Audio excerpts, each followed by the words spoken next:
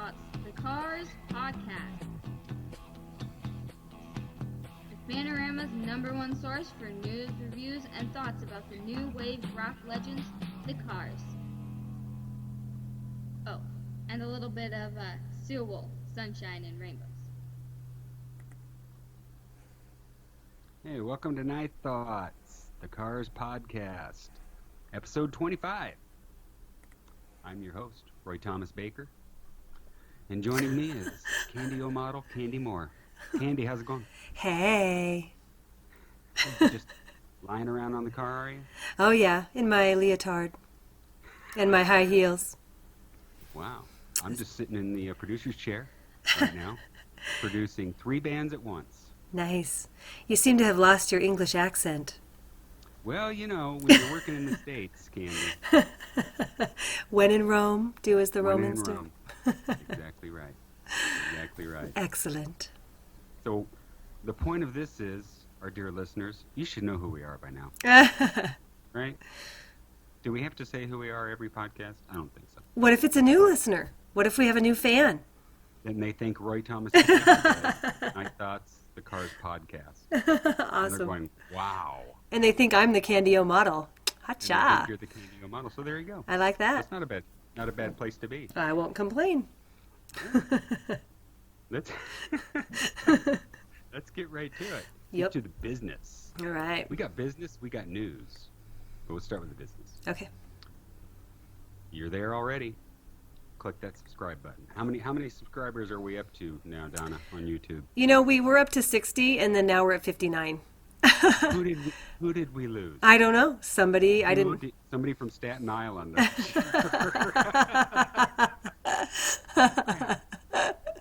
Oh. Read that email. Oh, man. Oh, well. So, but we did move up a little bit, so that's good. So we're at 59. I We think were so. at 57. I remember that. Yeah, so... Oh, well. meh. Let's wait. You can follow us on Facebook at facebook.com/group/Night Thoughts Podcast. Send us an email, unlikely, at nightthoughtspodcast@gmail.com. And, of course, you can get merch at tpublic.com/user/Night Thoughts. Hey, we sold another shirt. Somebody bought a Night Thoughts shirt. For real? For real. Someone not you? Someone, not me. Hey, nice. Somebody, so you know what that means? What? That means that somebody besides me or you and your family owns a Night Thought shirt. That's pretty great. It's incredible. Yeah, good. Standing. We're moving. I want to know who it is. I'm wondering. I don't know. And I want to give a special shout out, special plug for The Awesome Company. If you follow me on Twitter, you saw I posted my Teaching is Awesome shirt. I got that from The Awesome Company, and you can go to it just exactly as it sounds, theawesomecompany.com. And that is a shirts, bags, mugs, I think they sell, but it is a website business that is run by Rick Ocasek's daughter-in-law and his wife, Paulina, and they employ people with autism. And I think that's a pretty awesome thing. So I gave them my business and ordered my Teaching is Awesome shirt. So I'm going to give them a plug on our podcast because I think they are an awesome company. That's totally cool. And did you already say this? You can type in whatever you want, right? Yeah. As far you as could have the cars are awesome. It'll change the is to are for you. nice. You could have the cars are awesome. Yeah. Colonoscopies are awesome. Oh, wow. Idaho is awesome. Potatoes are awesome. Potatoes are awesome. Taters. Taters. Taters. I want taters is awesome. Yo, what's your shirt mean? Taters.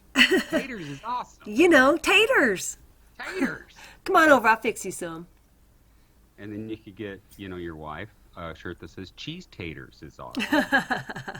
Baked taters is awesome. See, we're promoting business. Me likey. Yep.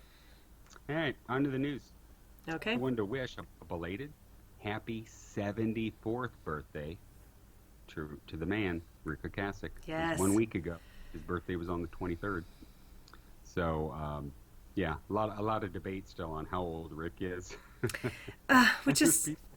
People will fight you tooth and nail on this. Man, no, he's not. He's 69. And blah, blah. It says here on Wikipedia and this and that and blah, blah, blah. It's like, dude, just do the math. Right. Okay.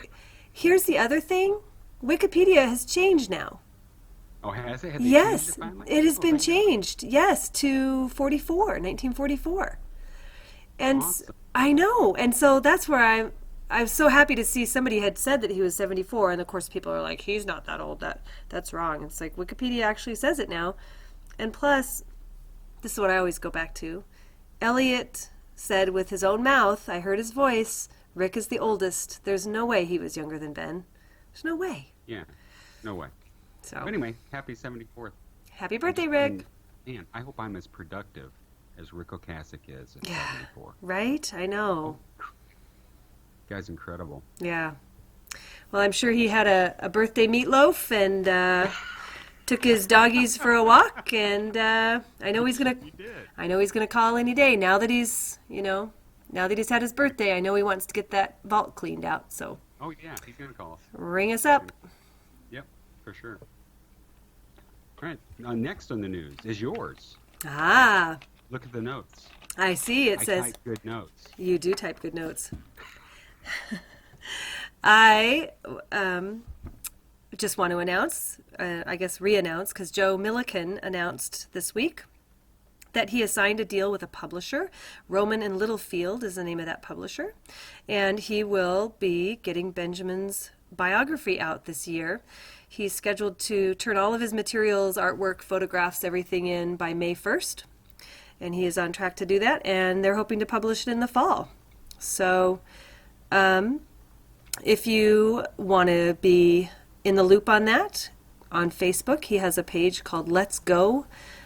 And I believe it's called Let's Go, the Benjamin Orr, biography of Benjamin Orr of the Cars, I think is what it might say. Or you can email him at benorrbook@gmail.com.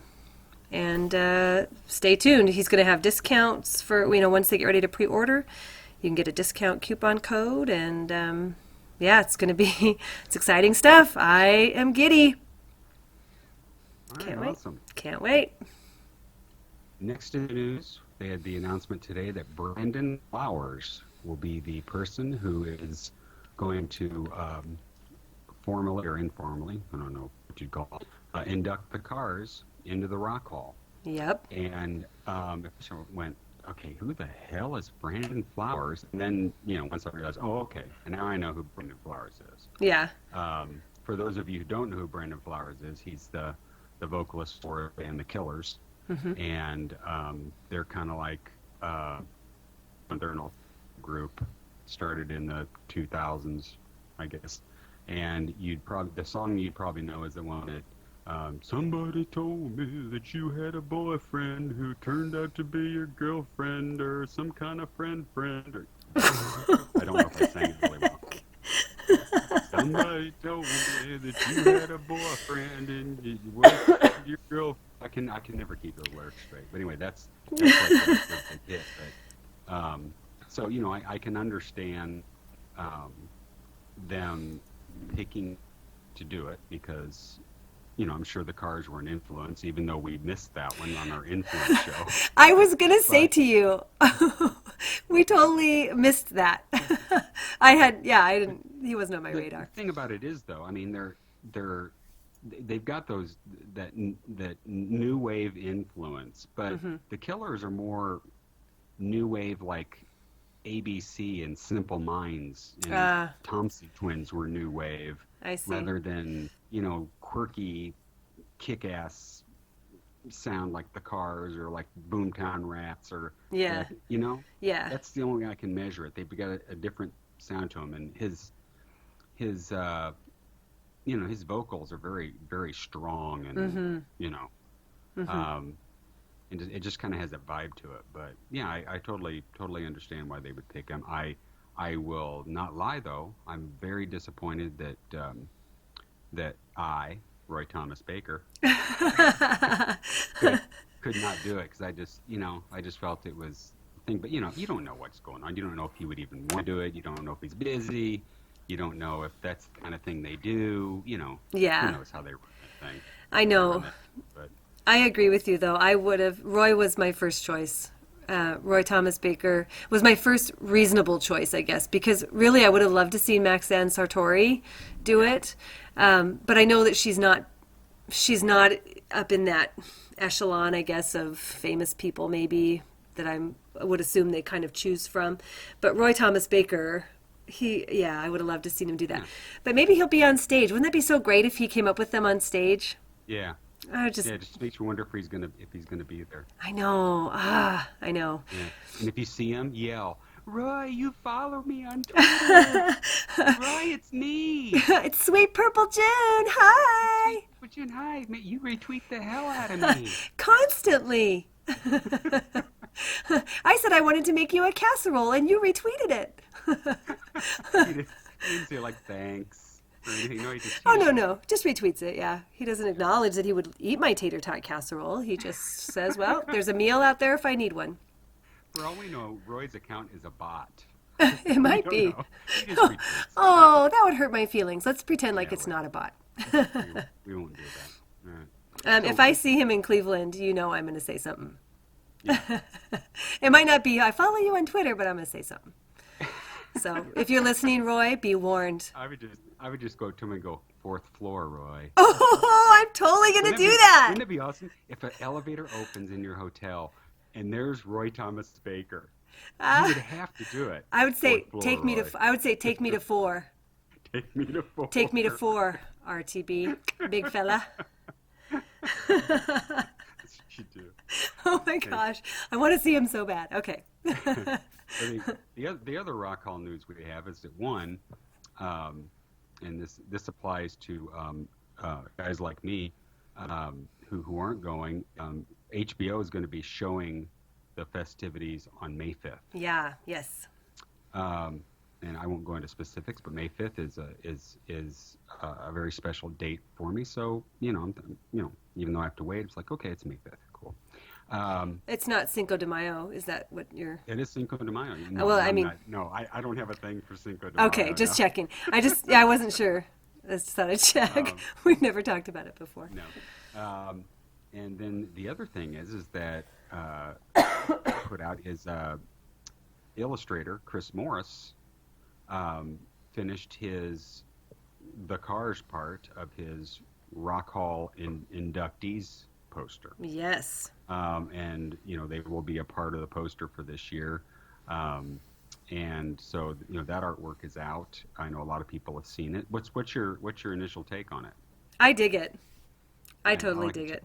Yeah. You know what it reminds me of, his style? Huh. I can't remember the illustrator, but the guy would do the caricatures of celebrities or whatever, and you'd see them in like Time magazine or whatever, and next to his name there would always be a number encircled. Huh. And notice how many times the name Nina was in the drawing. And so really? Yeah, I can't remember the guy's name, but he was famous for doing celebrity stuff. That's cool. Yeah, and I as I remember, Nina was his daughter. So he would, through hash marks or whatever, make, the name Nina and put it in however many times. The hair or in the... Yeah. Yeah, cool. Pretty cool. But he has the cars done and already has T-shirts with the design available on his site, and mug, and I believe tote bags. Yes, I think I saw that too. Bags earlier, but I got the shirt. I know you got a shirt. Yep. I got a mug. Even though I'm just a Sunday coffee drinker, but I got. And I ordered my shirt in Caribbean blue. What color did you order? Men's only white. Oh, sorry. Yeah, women get the colors, man. Well, there were two guys' shirts. There was the whitish one, but then I thought there was a second one. I got the one that was better quality. Oh, okay, there you go. I got the cheap one, but it's a cool color. Came in white. So Murphy's Law states I'll be the first night I wear it. We're gonna eat spaghetti. Yeah, exactly. And I mean, like, well, I guess I'll be visiting Chris Morris's site again. Real soon. Anyway, you can check him out at Chris Morris, CHRISMORRIS, ChrisMorrisIllustration.com. And we've posted the link directly to the Cars stuff on our Facebook page and on Twitter. Yes. So people can click that link and go right to it. Perfect. There we go. All right. Any other news? I don't think so. I think that's the hot stuff going on this week for sure. All right. So let's get on to episode 25. We've got our Shake It Up and Heartbeat City release day party. Just came out today. Mine have been in my household for not even 6 hours yet. And they're sitting here in front of me. Thought I would start out with a brief history of Rhino releases. Okay. So we started out November 1995. How old were you in 1995, Donna?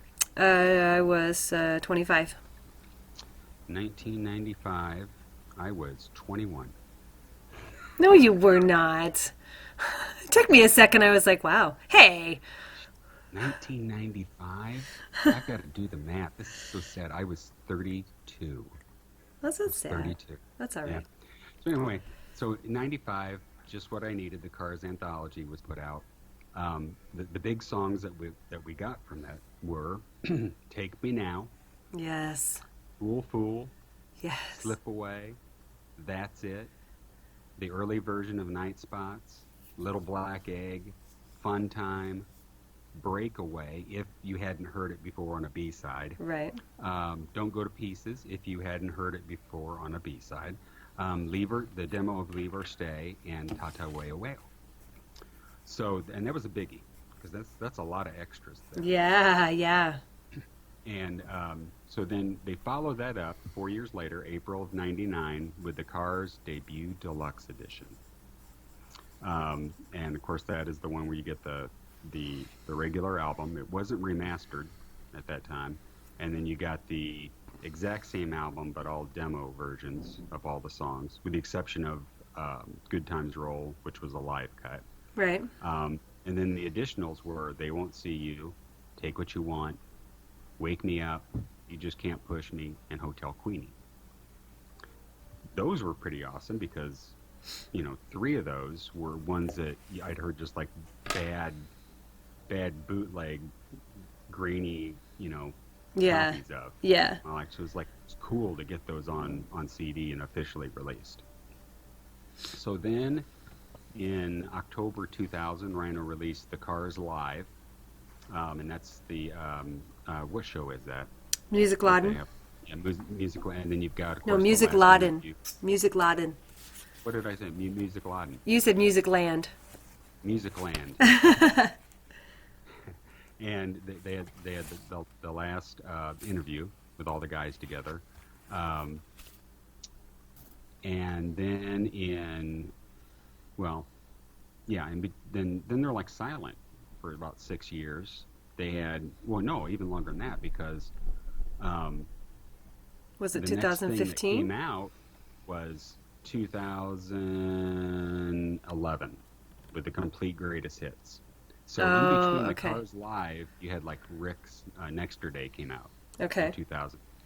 You had the Cars Unlocked came out, and Move Like This came out. Okay. And then so in October 2011, they had that complete greatest hits, which I did not get.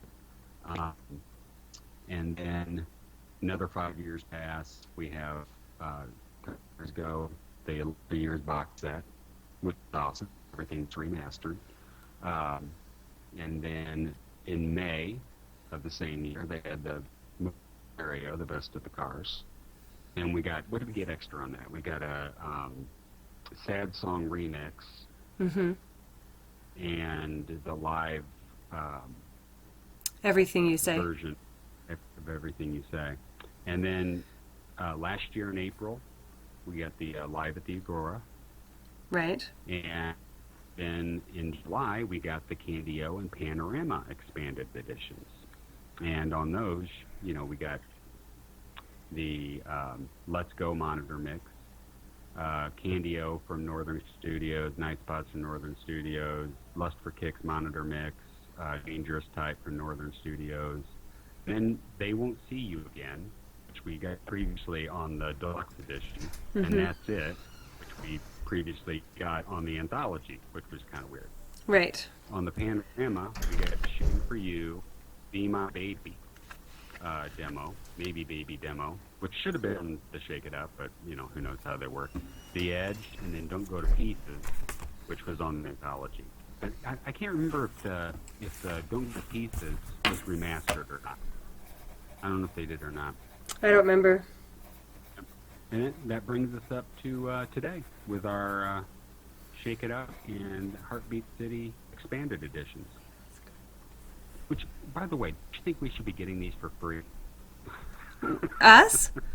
Because we're doing reviews? Yeah. Yeah, we should have. Is there any other podcast right now doing a review of Shake It Up and Heartbeat City expanded editions? I don't think so. I don't think so. I think Rhino. Rhino's listening. Come on. Set us up. Be careful, they're going to shut us down. They're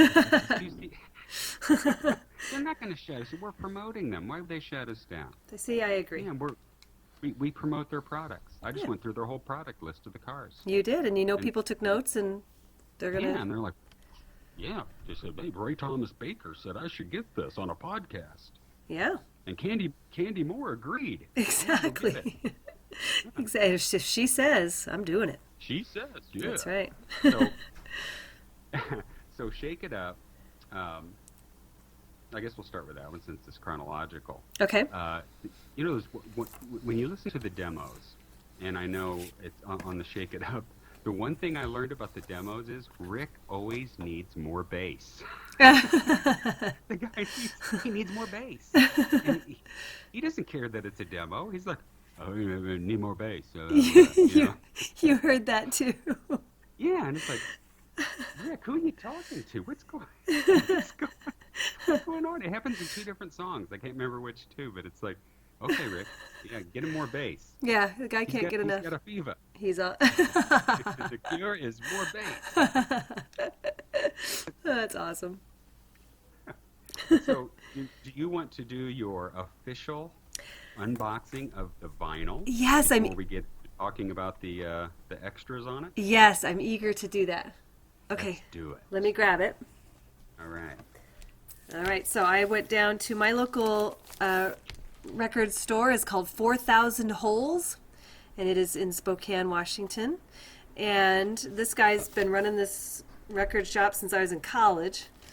His name is Bob, and he is amazing. And I can usually call him, and he'll hold stuff for me in advance. And so I went down there and picked it up. He actually talked me into getting... I didn't realize that... I didn't realize that you were going to have your choice of getting black or colored vinyl. The colored, Really? Yeah, the colored vinyl is a limited edition, and then there's. So the black could be etched. It could no, in fact, well, it could be, but even on the black, all four sides have songs listed on them. So, I mean, it's. What did you choose? Well, or is it a surprise? Well, I'll tell you since we're doing it right now. I did choose the limited edition colored vinyl because it's a limited edition. That's the way to go. Yes, and so for Shake It Up, on the sticker it says limited edition red vinyl. Sweet. So I'm peeling off my plastic and I'm cracking her open. Let's see if I can. Bob suggested, he said, because I told him we were podcasting about it tonight, he said, before you open it, hold it up to the microphone because usually with gatefold, you'll get the first crack of the fold. And he's like, and then you'll never hear that again. So he's like, you should try to record that. So I'll see if we can do that. I'm going to put this up to the mic here. I'll be really quiet. Okay, here we go. Hang on. Did you hear any crack? I'm not sure. Probably not. I That didn't could hear. have been your knees. Oh, that's true, all right. Yes. Okay, so opening up, there is, oh my gosh, as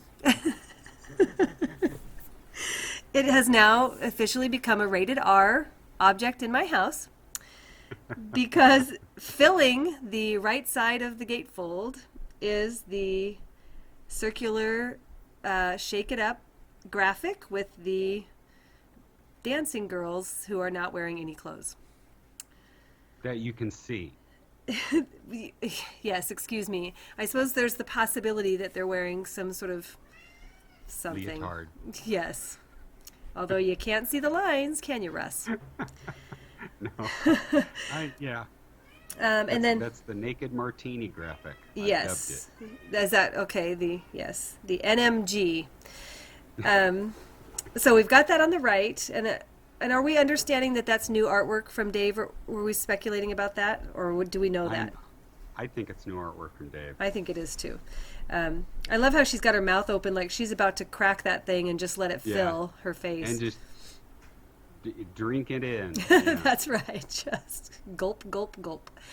And then on the left is filling that frame is that picture of the five guys with Elliot in his striped pants and Benjamin in his black trench coat. So same as what's on the CD.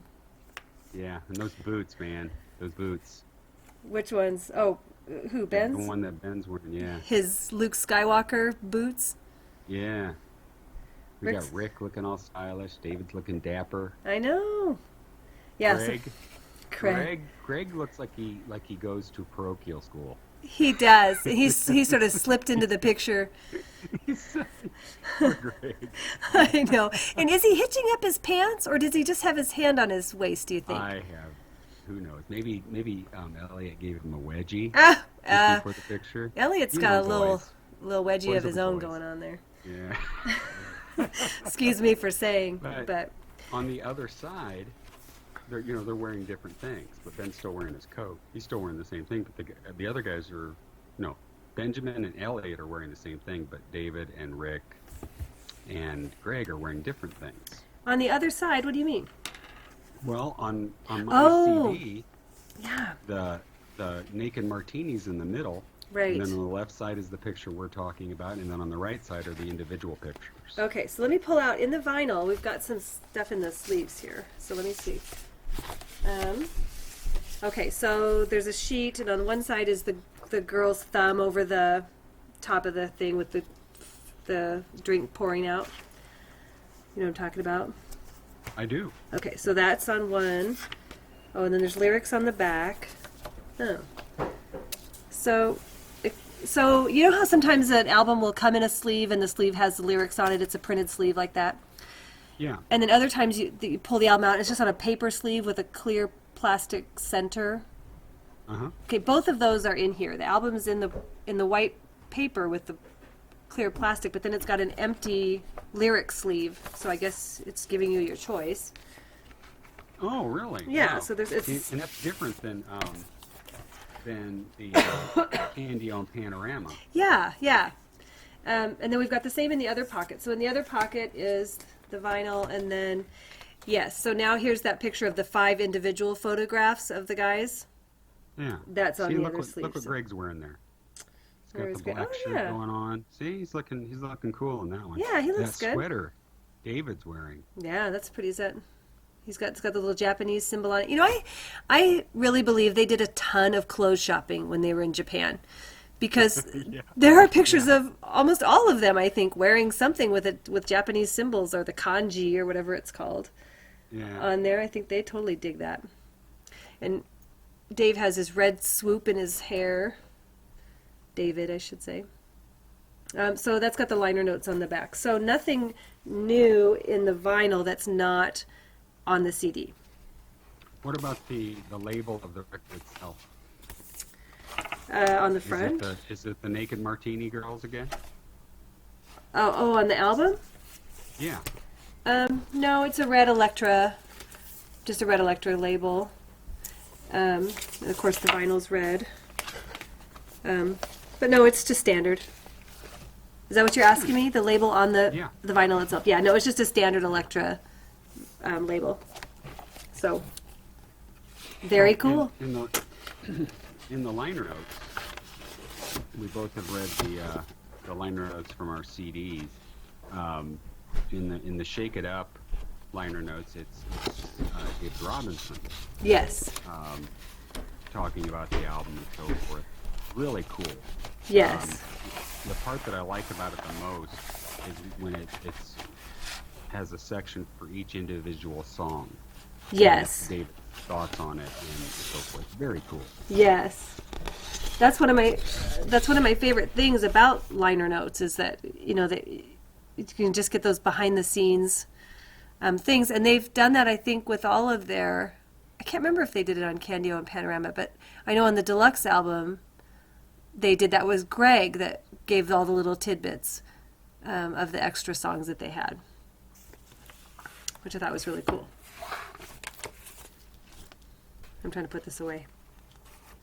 And I'm reading. Oh. This is professional podcast. I know. This is where we need our little, what's it called? Our little coffee break room music to play. Talk amongst yourselves, listeners. Or a third person. Jenny, talk now. Yeah, there you go. I'm having a problem getting these back in here. Let's just set them aside. Go ahead. The little snippets about each song, very, very cool. The one that I like, I'm going to go ahead and read it, is about A Dream Away. Okay. And David says, the demo version in this reissue sounds like Suicide. That whooshing sound at the beginning, we recorded my cymbals backwards. That song, it's one of those mood things, which I agree with. Yeah. So we have someone admitting that there are satanic backwards messages on Cars albums. Oh boy, it's going down now. Going down. Well, and it was interesting how much. I mean, he just talked openly about how much they use the drum machine, which one of my things about the Shake It Up album in general, it's kind of low on my list of. I mean, I love all the Cars albums, but it's sort of lower on my list because I feel like it was really moving into electronic sounds and the synthesizer and stuff, and that drum machine sound. And so he did talk about that, which I thought was interesting, about how much it was used and what songs it was used on the most and things like that. So yeah. Well, the bonus tracks on the expanded edition are an early version of Since You're Gone, the demo for Shake It Up, the I'm Not the One remix, which was on the Greatest Hits back in '86. I don't know why they put that on there, but the early version of Cruiser with Rick on the vocals. yes. And you know what? I don't know how many people this happened to, but it took me like through the first chorus for me to go, wait a second. That's not Benjamin. Yeah. Oh crap, that's Rick. Take It on the Run, which is an early version of A Dream Away, which I just read the little part, David part 4. Coming Up You Again, which was the '81 version of Coming Up You. I got some things to say about that one. As do I. Little Black Egg, which was on the anthology from '95, but it doesn't say whether it was. I guess it's not remastered. They're just putting it back on there again. And then Midnight Dancer, which is a song that we haven't heard before. I mean, that's the one I was really looking forward to. Yes. Since I was familiar with the lyrics and so forth. So, any thoughts on Since You're Gone, the Since You're Gone demo?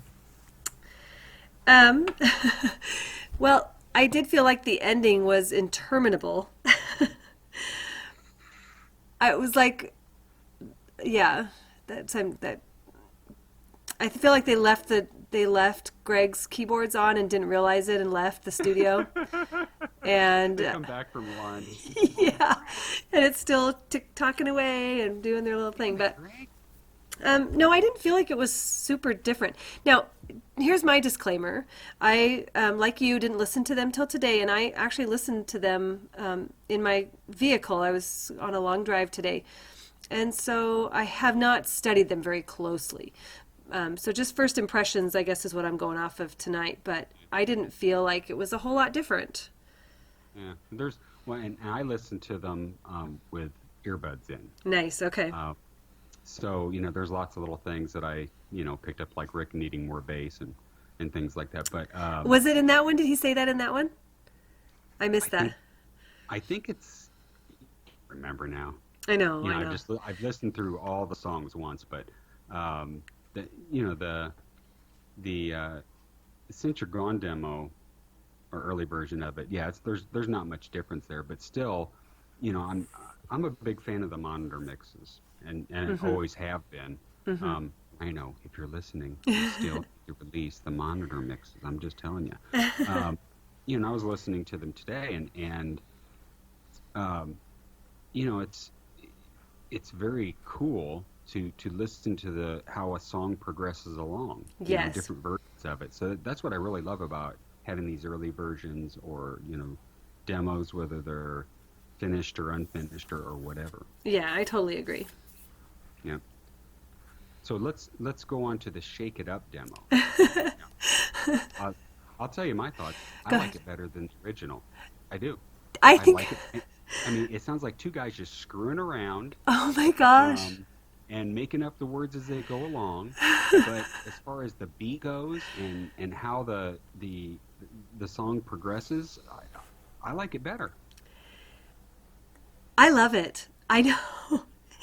I don't know if because I'm so used to Shake It Up in general that it's nice to hear it different, but Dave, I started laughing. So of course I got my kids in the car and we're all listening to it and they're just like, what the heck? And we started laughing and started it over and listened to it louder because you're exactly right. They just sound like they're totally experimenting. They're just, let's run through this and see what it is. Yeah. Ben and Rick singing together. It's awesome. It's so awesome. They're just throwing anything in there. So I would not eat them in a house. Would not eat them with a mouse. Oh my gosh! Would not eat them with a goat. Would eat them in a boat. Yes, and that's the one where I actually thought it was Greg. I'm not sure. I didn't listen to it in headphones, but where someone said there's no bass, and then at another point they were like cool or that's cool or something like that. Yeah. And I just love it so much. So I do want to play a little sample from that. Can I do that? Yes, please, because since we are a professional podcast, I forgot to bring my power cord, which is providing the source for my voice right now, so I need to go get it while you do that. Oh, please do. Okay. Yeah. And I'll find this. You go ahead and I'll keep talking. Okay, so I'm going to play, start it not quite from the beginning. We have to be careful how much time we spend on our audio tracks because we'll get knocked on YouTube if we're not careful. So I'm going to play a little bit of this. Gotcha.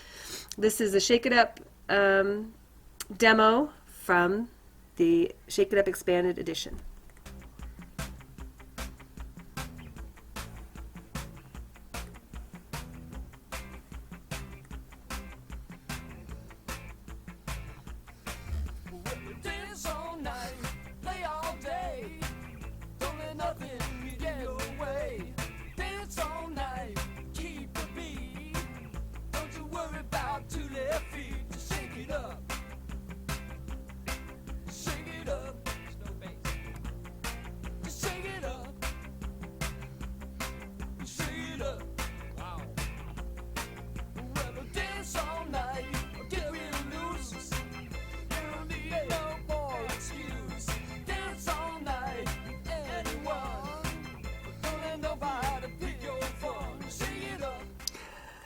Okay, I have to stop it there, although I could have just played the whole thing. I love it so much. Oh my gosh. And I guess he doesn't say cool, he says, wow. Wow. Wow. I just so wish I could see what was happening at that moment when they were like, wow. It's like a buddy song. It is, like a drinking buddy song. Yo, dance all night. What are you going to do, Benjamin? I'm going to play all day. Oh my gosh, I love it. That's a gem. It is. That's definitely going on my regular playlist. That is terrific. All right, so I'm skipping I'm Not the One because we've heard that many times. Early version of Cruiser. Thoughts on that? I had a couple actually. First of all, no, Thank you, Rick. Appreciate you giving I it a think it shot. works. Oh, no. It works. No. Oh, it works. No. So, I think you're showing bias, Donna. no. I think you're showing bias. Maybe I am. I It don't care. works. I did It not. works. I didn't care for it. And I felt like the keyboard was really distracting. The synthesizer parts were really distracting. I thought they were just a little bit too much. But I did want to say, did you hear the lyric that you know how I have this big sticking point? When he said, you need a hit, you need a, Rick said, suck. He didn't say Yeah. slug, he said suck. Yeah. Told you. Suck. Yep. You need So- a suck. Yeah. Yes. So He still, the track record still stands. Every version of that song I've heard, you need a suck. Mm-hmm. There you have it. Suck There you away, go. people. So you thought Rick nailed it on the vocals, huh? I think it works. I think that there's some songs that you listen to and you go, definitely Rick would do better, or this one definitely Benjamin would do better. This is one of those songs that it could go either way. Oh, well, all right. I think it's important for people, because I've seen comments, people saying, "Hey, I liked it when, I like this version or whatever," and people get really tuned in to what they've been listening to for years and years and years. Yeah. And like, oh, I still like the studio version better. Well, sometimes that's just because you're used to it, Right. and it's off. Like there's different reasons to like different versions, like a live version of a song or something like that, or like, for example, there's certain songs on Candy O that I like listening to with the monitor mixes because. Like they don't have backing vocals, so when I'm in my car, I can sing them. Yeah. It's Yeah. just for different reasons. Yeah. Well, and this is definitely one of the car songs. I actually prefer the live version over the album Yes. version for Yeah. sure. And there's a good chance you're right. First impressions, I mean, I had my daughter was taking notes for me as we were driving, and I said, okay, write Cruiser and underline it. And then under that, write Rick, no. And so, but you're right. I think if I listen to it more and maybe get a little bit used to it, I'll appreciate Rick's own sense of style and what he brings to it. Because I do, I dig some Rick stuff. So in listening to it, I think that's a song that Rick probably could have added, or they could have added to their Move Like This tour. Oh, yeah, I suppose. Since he already had a version of it. Yeah. I won't close the door on it as far as saying, I won't give it a total thumbs down forever. I'll listen to it more and see what I think. All right. So like the Shake It Up demo, the Take It on the Run, the the early version of Dream Away. Okay, I love it.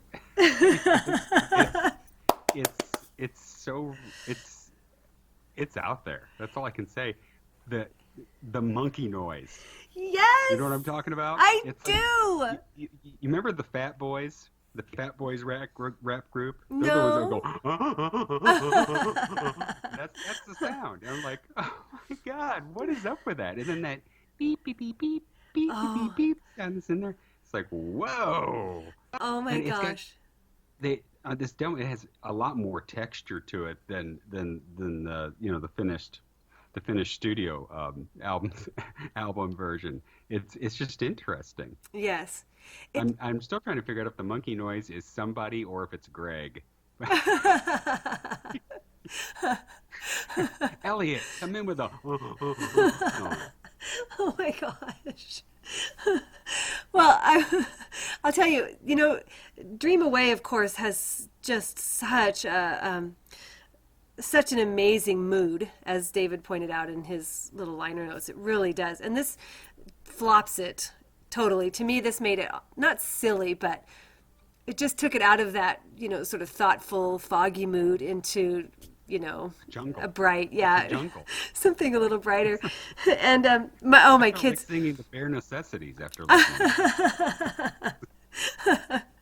Oh my gosh. Yeah, we laughed and the kids just thought the little keyboard parts were so fun and the drum flourishes. I mean, there was Yes. just some Oh great, my gosh. yeah, some really Yeah. great drumming in there. Sarah, when she wrote her notes for me, she wrote fabulous Gregness. Fabulous Because Gregness. yeah, because I said I said write a note about Greg's little keyboard parts because I wanted to mention that, and she wrote fabulous Gregness. I She think, nailed it on that yeah, one. yeah, that was I thought that was a great one. Yeah, do you want me to play a little sample of that? Yes. Yeah. See if you can hit it toward we get the monkey noise. I know. I wonder what part that was at. Okay, here comes our excellent audio people. Brace yourselves.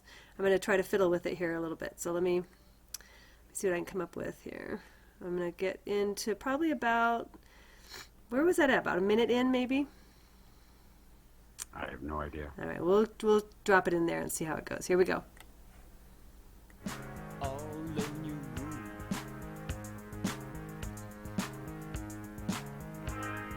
Door locked tight. Private room. That's too close to the beginning. I'm going to get it forward here. Yeah, Oh, there's a cheetah. Walking high.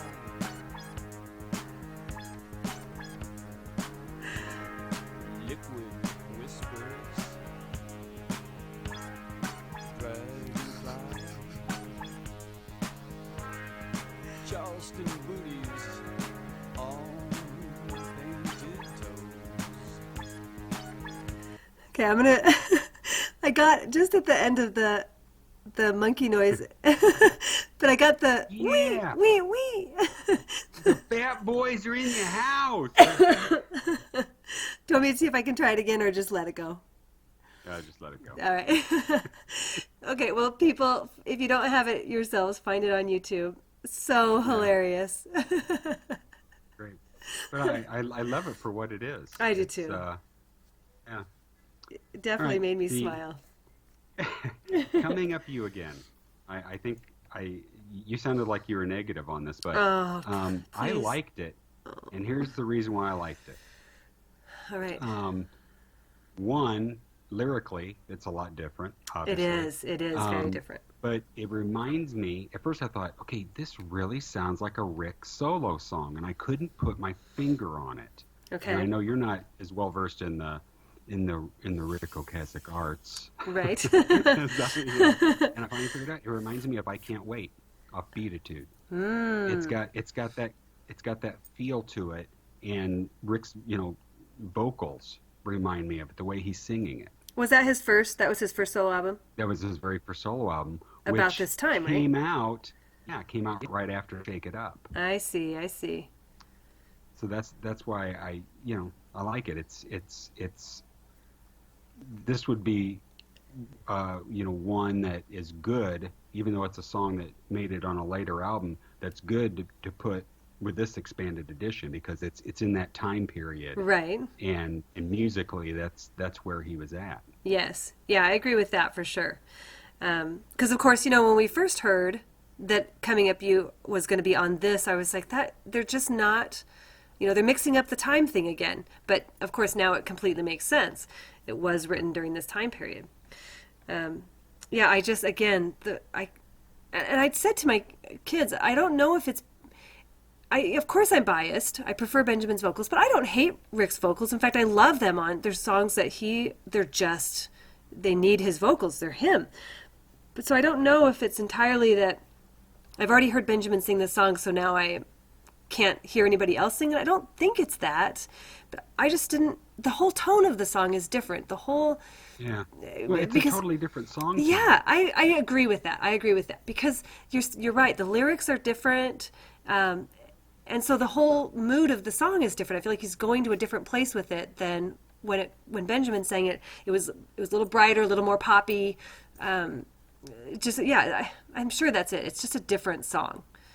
So I didn't care for it again on first listen, but I did like the lyrics, and so I do want to listen to it more. Yeah. Yeah. I thought this is a little bit of a thread that I felt was running through some of these demos, and I know they're just demos, so I'm not complaining about it, but they sort of have like that little bit of like a bad karaoke machine feel, you know, like Yeah, someone's they're just messing around in the studio. on the That's basically what Casio, they're doing. yeah, that like Yeah. they've just got some sort of little thing. Which, so that song in particular struck me when it first started. I was just like, oh, somebody turned on the karaoke machine. Grab the Yeah. mic. Rick, you're up. It's your turn. You're See up, what you yeah. can do with it. So, yeah, but I didn't think it was horrible. I didn't think it was horrible. Well, they put the next song on the list is Little Black Egg, and you know, like I said, that was on the Cars anthology. Yeah. But you know, they included it in there. One in the liner notes, they state that you know Rick really was into that song, Yes. and I love it. I love singing along with it. Yes. It's so fun. But it's not remastered or anything. It's just you know it's there. Yeah. I like it. Yeah, I like it. Great song. We need to, Sam suggested that you make a graphic with a little black egg with white spectacles. Little white specks. So I actually put that on my notes. With little white specks, yeah. Good for you, Sam. Good for you. Yeah, he's, All right. yeah. So the biggie is Midnight Dancer, Oh, and I'll let you go first. oh, I don't know how much I can say. It's glorious. Yeah, It's it's pretty awesome. It is, and just because you know, for me, there's the double layer. There's the hearing something new from Benjamin, and then hearing a new Cars song. So it's Yeah. twofold, and you know, I cannot wait to immerse myself in that song. Just put it on repeat because I just want to soak up all the little nuances. I love the piano sound in it as opposed to more of a synth sound, and of course Benjamin's vocals. I just, yeah. Yeah, and I can understand why they didn't put this song on this album or any other album, because I mean it's not a real strong song, but it's one of those songs that because of Benjamin's vocals, Yes. it puts it over the edge. He carries it for It sure. makes it worth listening. I mean, man, that guy had a set of pipes. I know. That's all know. I can say. Holy crap! Yes. And there's a little, there's a, I think I'm getting ahead of myself. In the HBC liner notes, they're just talking about one take Benjamin, Yes. and how he would go in and he could light a cigarette going in, and he'd be done with the song with his vocals, and it would still be the same cigarette. Yeah, cigarette still burning. Yeah. Cigarette's still burning. Yeah. Man, I mean, and the other impression of Midnight Dancer is that would make a hell of a song for a movie soundtrack. Yes. That's just kind of what I just pictured. Credits rolling by, Yes. and some kind of movie behind it. It's got that feel to it. Yeah, I agree. That was, it's like when The Edge came out, or Shooting for You, you know, there's just it's just a home run. It just is. And whether or not it's all Benjamin that makes it, he makes it, and it's just awesome. Yeah. I mean, it's really great. That's a really great one. So, can I play a little sample of that one? This is Sure. the last one on Shake It Up, yeah? Yep. Okay, so let me just get to this. Track 17. All right, so I'll try to drop it in the middle just to hear a little bit of that glorious voice. With a touch of grace and splendor, and a vision from afar.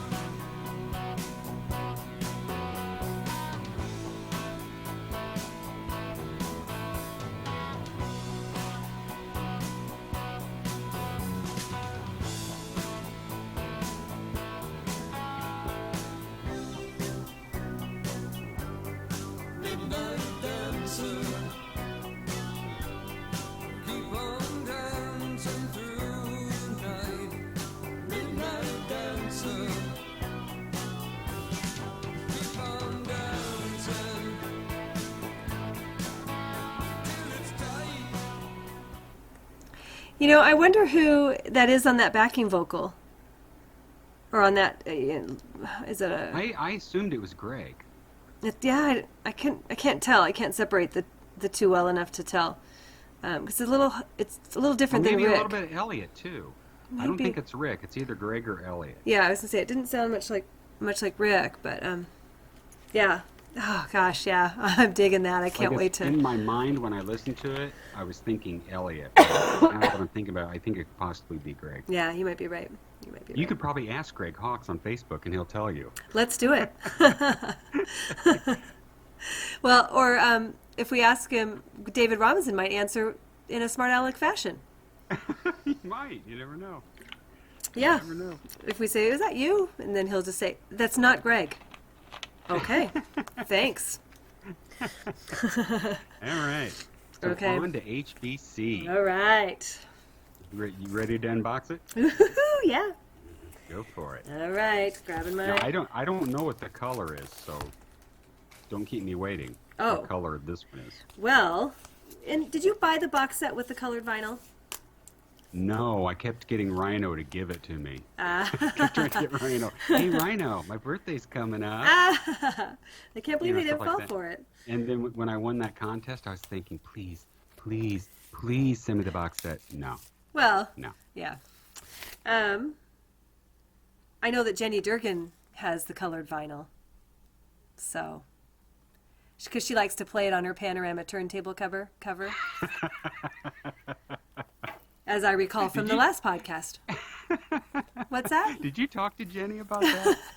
No, I Have didn't. you had a Nope. conversation with Jenny? I about have that? not. I have never Is directed it. Jenny even aware of this back and forth on our podcast I have no idea. about that damn panorama turntable cover? I don't know. Like I said, I've never addressed it with her directly. I just like that it's a joke between you and me. And so I've never said anything. I'm curious if she does. That's just one of those things that goes to show that when somebody, when you're keeping a secret, you're keeping, Yes. things hush hush, it'll eventually come out on its own. It always outs. At some unexpected time. And so when that came up, I was like, I know. I could see the gears turning in your head. Oh, I'm sure you could hear them clamoring and clanking away. When I was laughing so hard re-listening to that episode too. There were so many funny things about it, but just that, I was just laughing at us, thinking, I just wish I could have seen your face as soon as Jenny started talking. Yeah. Okay. So, Heartbeat City, they have the white cover instead of the burgundy on the original. They've got the white cover, and then the sticker on it says limited edition white vinyl. So White it's got vinyl. White Wow. vinyl. Yeah. So I'm going to try to crack this at the mic and see if it'll make a sound for us. Hang on. Right. Listening. No. I banged it on the shelf. It wasn't a crack. So I think Bob's pulling your leg. I know. I'm going to go back to him and say, "What's up, Bob? What's the Yeah, deal?" what's up, Bob? What's up with Yeah, that? I didn't have any gatefold crack. And he'll be like, "I don't know what your problem is, but I need you to walk away from me."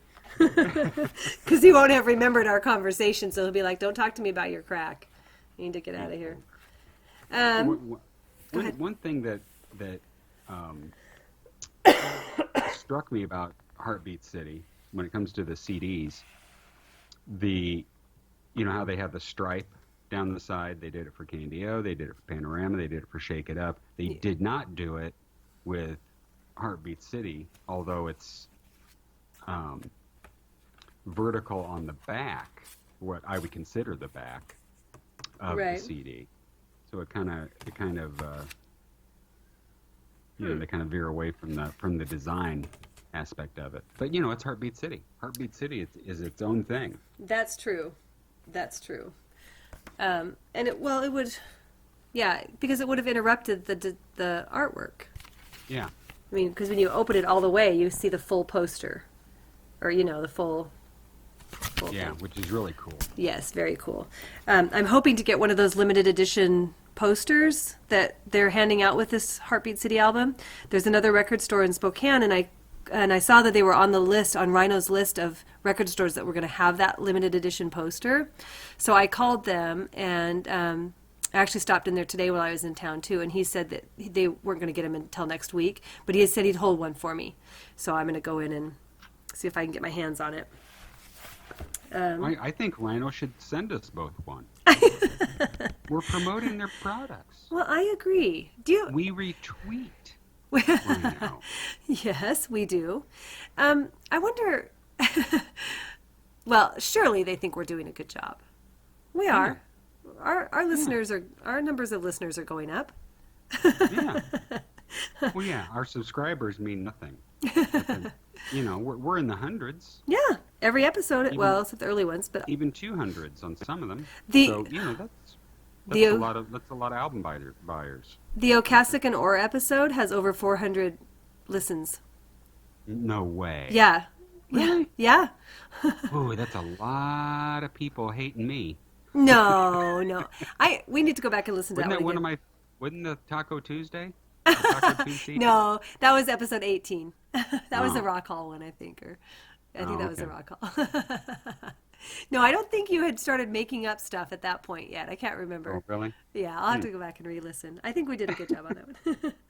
Okay, so opening the gatefold, there is that spread of, this also must be David's interesting artwork that he was talking about, because this is different too, as far as it's not just straight photos, but it's sort of a collage of pictures. And can I just tell you that picture of Benjamin that in the circle, seeing it big on the vinyl, oh, that's a nice picture.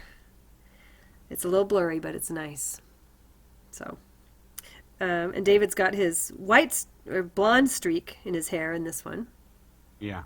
And is that Greg picture seems like an older picture. That almost looks like a, can you see, you've got it on your CD, right? Let me open it up here. Oh, Yes. where is it does. on? It is. It's from Candy O. Yeah, I thought that seemed Yeah. like an old one. But yeah, so it's got that in the center, and then we've got the dual sleeves in the pocket again with the plain white paper. We've got the white vinyl album, and then we've got a lyric sheet backed with that the Heartbeat City, just that plain white with the 2 stars that says Heartbeat City. Mm-hmm. That's on the other side of the lyric sheet on the left, and then in the right we've got, Yeah. go ahead. I was going to say another interesting aspect about that large photo in there is that David has put a stroke, which is, for layman's term, a line Okay. around each one of the members. Rick's is yellow, Yes. Elliot's is blue, David's is green, Greg's is red, which is the same color combination from Move Like This.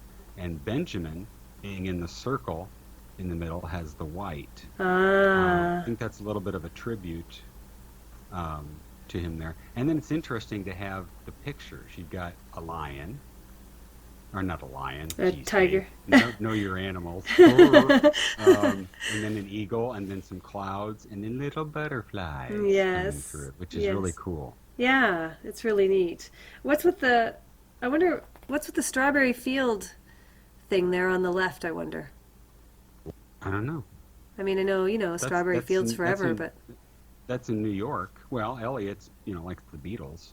He's big on the Beatles. yeah, I was just curious. It's just I like Rick with the Superman Krypton rings Oh. going around him. I thought he That's was kinda cool. I thought he was hula hooping. The double ring hula hoop. That's just another one of his many talents. That's besides right. Ice skating. Triple Hula axel. hoop. That's Triple right. axel hula hoop. Nailed it. Oh my For gosh. sure. So funny.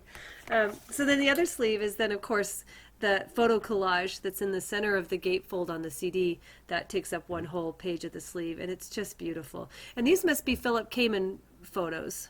I didn't look at all the fine print on my stuff yet, but I'm assuming those are Philip Kamen. Oh, I know some of them are. I know that one, the one of Ben and Elliot. Those are Phil Kamen. Yeah, All Phil Kamen photos. yeah. So that's pretty great. There's a couple of them that I hadn't seen And the before. rest are Ebit. Roberts.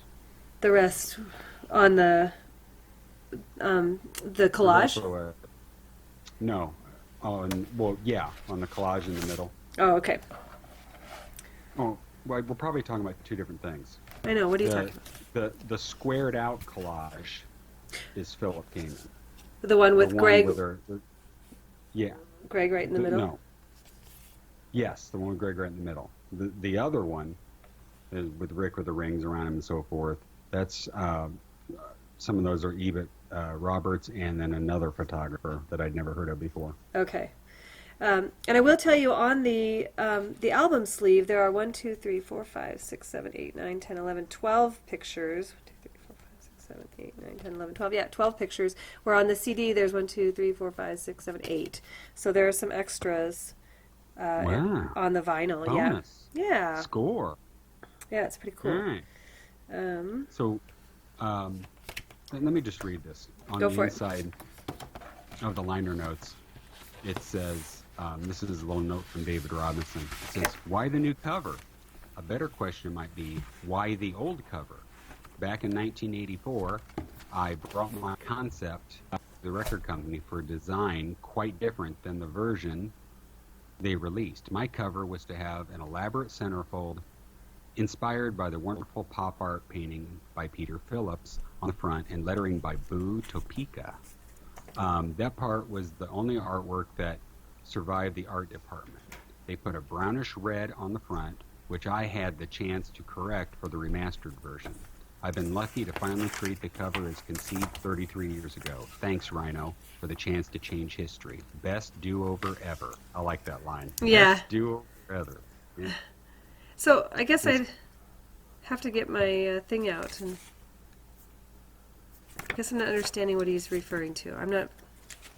What am I not following here? What, I mean, I don't understand what's different besides the color. What's different would be the other graphics that he has in here. Inside? Or Yeah. you're not talking about the photo on the front, the graphic on the front. No, the graphic on the front stayed the same. Okay, that's the what the Heartbeat City lettering Gotcha. stayed the same. Okay. And or the cars. I'm not sure which he's referring to. I assume the Heartbeat City. And then these additional graphics on the inside, I was assuming was either the concept Okay. was on there, or these are the original ones he wanted to go with. I see. Okay. Okay. Yeah. At first, I was focusing on the Peter Phillips. Was that his name? I was focusing on Yeah. that at first, thinking I guess I'd have to compare the two and see what's different. But now I get what you're saying. Yeah. So yeah, very I cool. always like the reddish brown, but the white is cool. Yeah, the white looks really nice. I just love the clean. Well, and when you open it and you see the star graphic on the left and Yeah. the 2 stars on the right, and it's just a nice, very clean, classy look for sure. Yeah. So And on the original album, let me pull that out because I have it right here, listeners. They had all those individual pictures of the guys and the one picture of a city, which I think is Boston. I'm not sure on the inside. And then the liner notes were just typical, and they had the great big gear. Do they have that on the inside? On the vinyl, that big gear that was on the original. let me look. Hang on, let me grab it.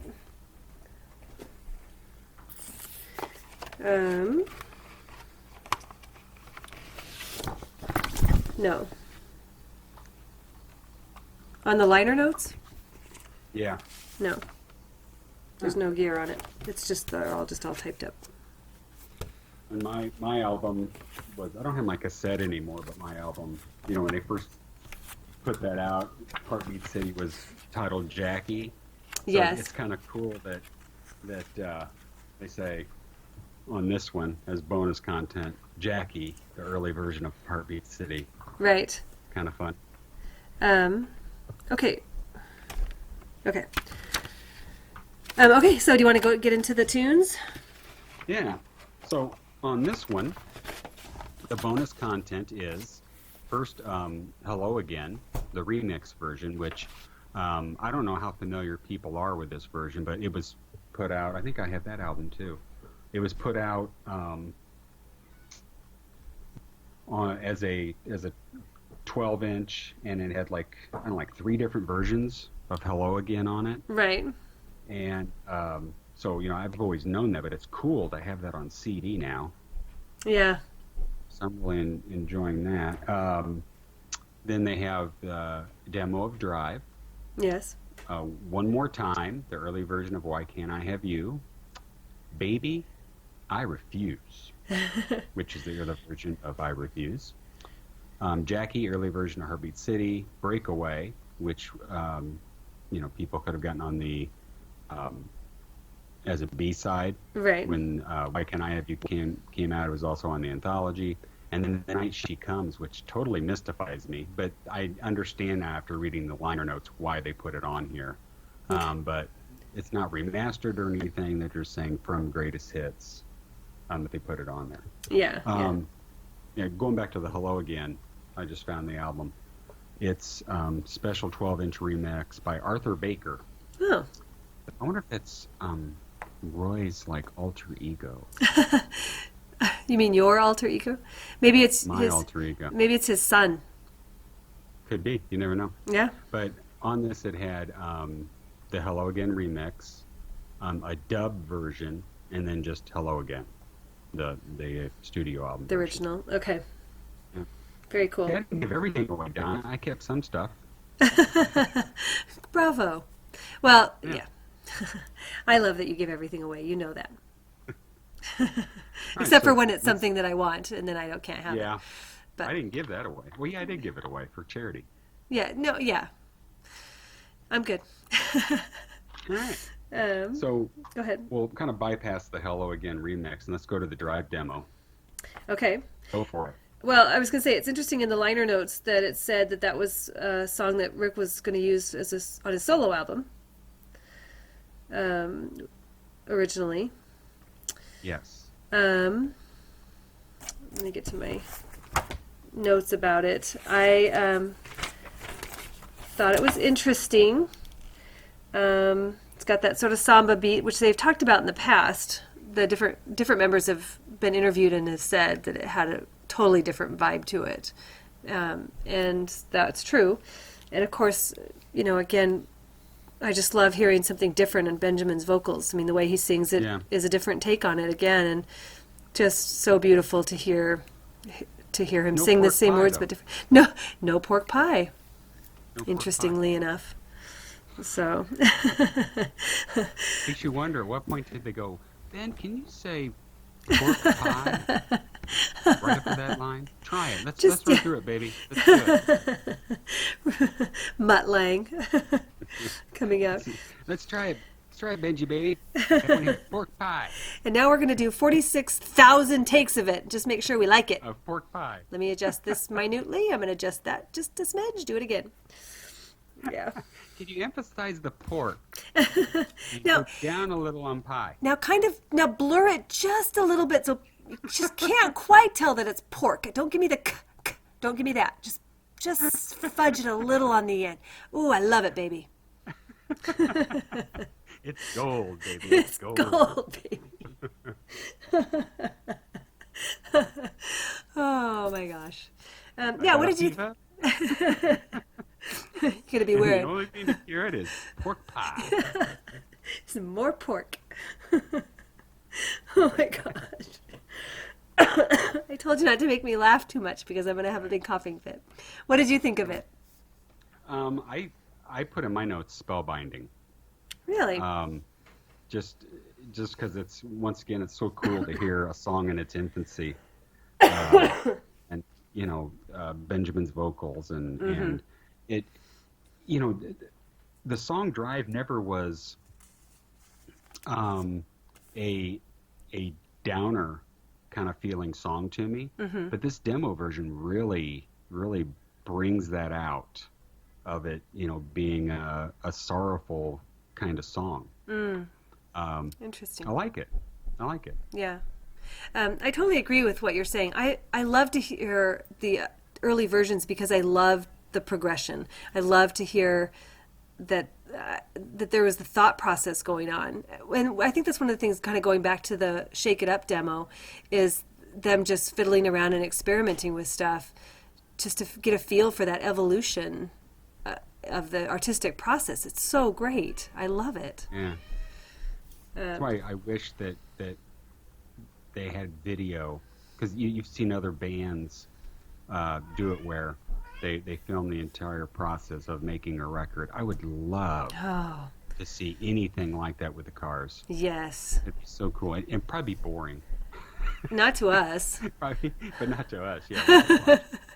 But like on the Cars Unlocked, all that bad VHS footage. Yes. I love watching that stuff, that behind the scenes kind of stuff. I do too. And that's, we've talked about this already with the 40th debut. Gosh, I want to see that behind the scenes stuff. Yeah. Did you see my tweet to Rhino about the 40th debut? No, I don't think so. I tweeted to them about it and saying, you need to do something different. I said, here's an idea. How about a book, CD, DVD with a replica red promo pin? Ah. Put that in there for you, Donna. Thanks. But, a lot of times bands do that with something, a little keychain or something like that. That red promo pin would be freaking awesome. So cool. Yes. So Rhino, do it, man. Do it. No, that's a great idea. Yeah, I love it. Now, if they do it like they're doing the print for Heartbeat City, I'll be kind of mad. What do you mean? That if you go buy the vinyl, you get a free print. Oh. Do that with the promo pin. Yeah. Because it's my idea, Rhino. I thought of it first. Yeah, and you don't have a record player. Well, and they should just make, we want that stuff. And you know what else? Okay. I'm taking a little detour here, people. So go get some coffee if you feel like you need to, or you can listen to my little rant. Because, we talked about they're releasing the songs early. You're reducing the motivation for people to buy the product because they've already heard everything on it. So you're really targeting kind of the hardcore fans. You've narrowed it down to, okay, the hardcore ones are going to buy it because they want the pictures, they want to own it, they want to have it. And then, to limit it even further by saying, well, only some of you can get the poster. You know what? Those of us that are buying it are the ones that love you the most. Give everybody the poster. Put it inside the sleeve or, come on. Really? You're going to just... I agree. So you're squeezing your fan base down into frustration in a way. Now, having said that, I'm not going to put up a poster in my house. I'm 48 years old. I got 4 kids. I don't have a shrine room to the Cars. So really, even when I get it from this record store, I just want to have said I've had it. But like you, I'll probably pass it on to somebody who's going to appreciate it or put it up or, whatever. So in that sense, I'm not heartbroken, but it just seems, I don't know, come on, give everybody the stuff that's buying the product. We love it. We love that stuff. I wish they had, they did this for Star Wars, where they had, they invited fans to be a part of a community, an online community, and they would send out surveys and stuff like that to you and ask you, what do you think about this show? What do you think about this book? Those kinds of things. I wish Rhino would do that. Yeah. For people in the Cars, and they'd really find out that, man, hey, Rhino, you want to make some money? Oh my gosh. You could make some big money if you did things the way that we would like them. Right. There's lots of great ideas. Yeah.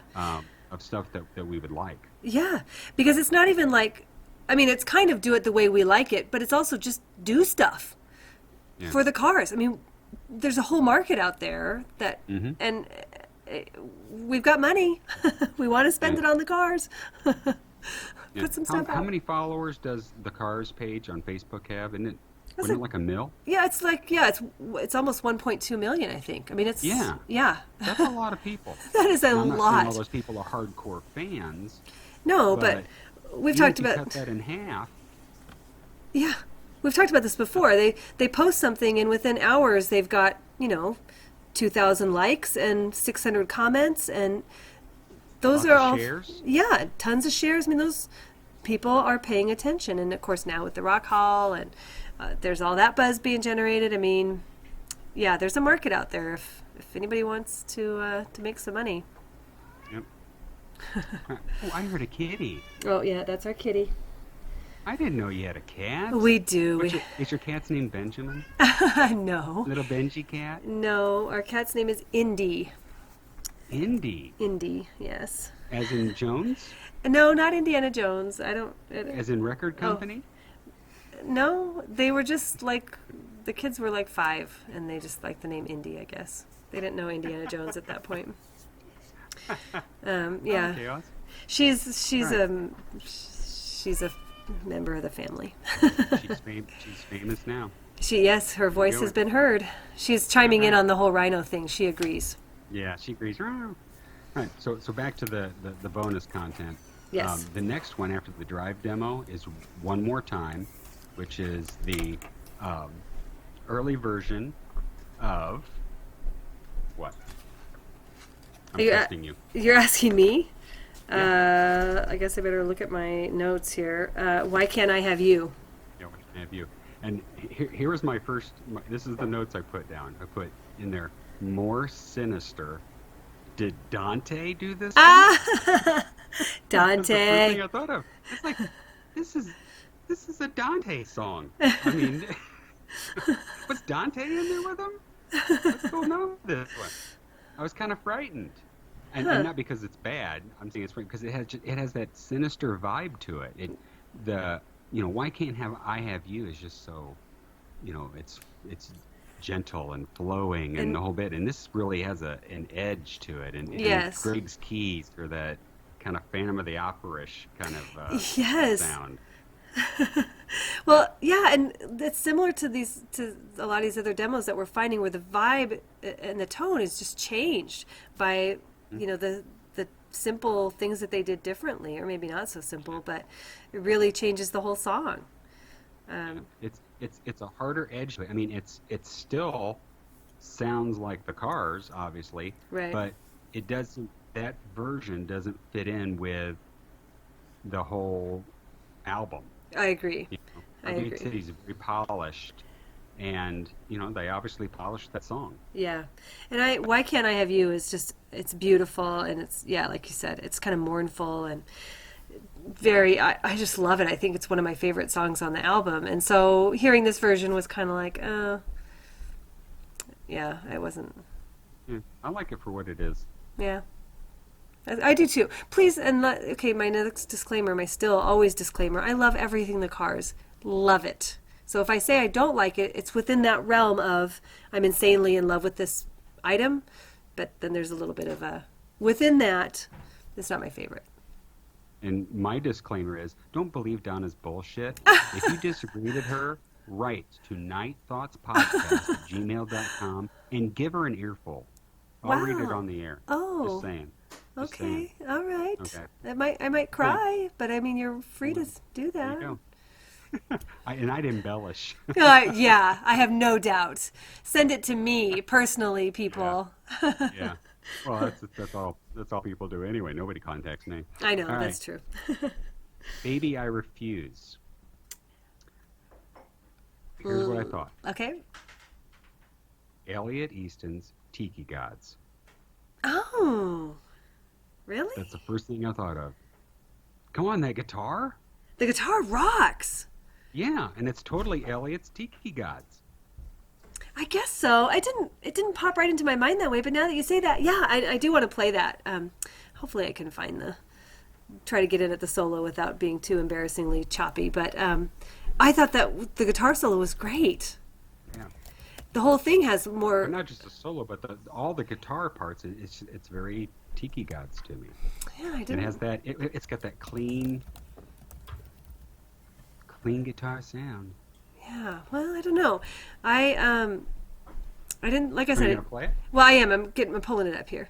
I did not think of it as Tiki Gods, but I did definitely appreciate the guitar.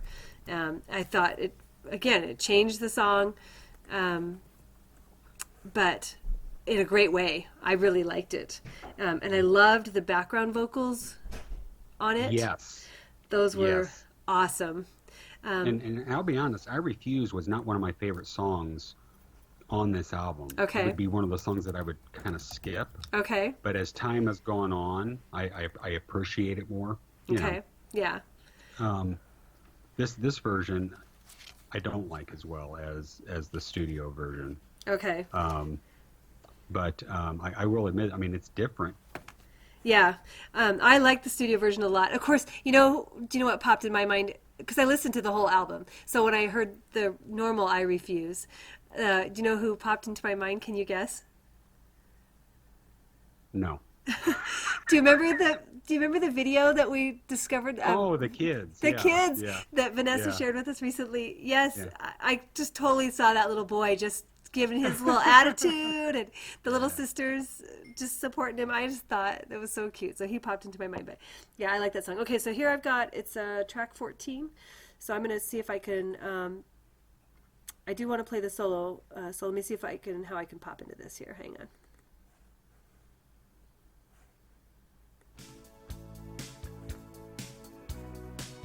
You never trust.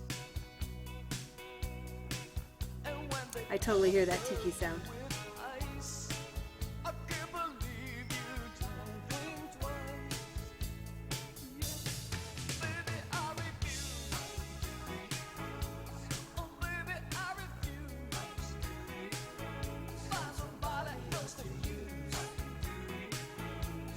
'Cause I refuse to come. Here's the solo.